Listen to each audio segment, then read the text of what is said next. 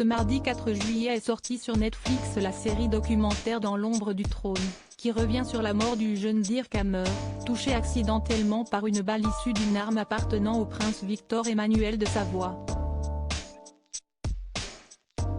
Un homme que la réalisatrice de la série, Béatrice Borroméo, a réussi à convaincre de venir témoigner. Depuis plusieurs années, Netflix s'est spécialisé dans la diffusion de programmes revenant sur des faits divers ou affaires criminelles marquantes. Comment ne pas penser à la série Mindhunter, qui a plongé les fans de tueurs en série dans les origines du profilage, ou bien aux séries documentaires qui nous plongent dans la psyché des pires meurtriers de l'histoire, comme John Wayne Gacy ou Jeffrey Dahmer.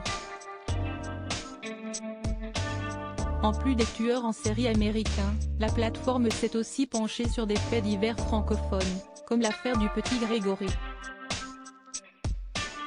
Ce mardi 4 juillet, Netflix a mis en ligne l'intégralité de la série documentaire Dans l'ombre du trône, qui revient sur la mort du jeune Dirk Hammer.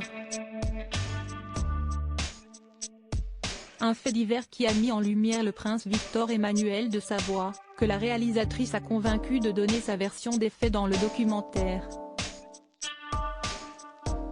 L'opportunité de parler l'affaire Dirk Hammer a profondément marqué la vie de Béatrice Borroméo, la journaliste à l'origine de la série documentaire Dans l'ombre du trône, notamment à cause de sa proximité avec la sœur de la victime.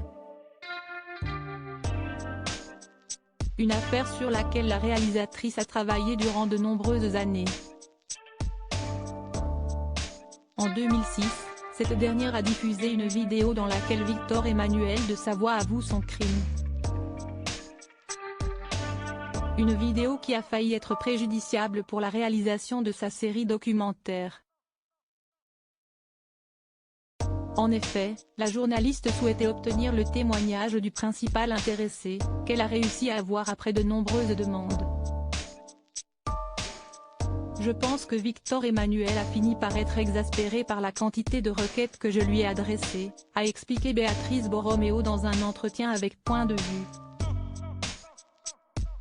Cependant la rencontre a failli ne jamais avoir lieu, étant donné le passif entre Victor Emmanuel de Savoie et la journaliste, qui a alors tenté le tout pour le tout. Je lui ai alors écrit une lettre dans laquelle je reconnaissais ce que j'avais pu faire de mal dans le passé envers lui. Je lui ai dit que mon attitude ne lui avait pas vraiment donné l'opportunité de parler. Cet acte de reconnaissance a fini par le convaincre d'ouvrir sa porte. Par la suite, les deux se sont rencontrés une première fois sans caméra, puis ce dernier a finalement accepté de participer au documentaire, en donnant sa version des faits, que vous pouvez retrouver dans la série sur Netflix.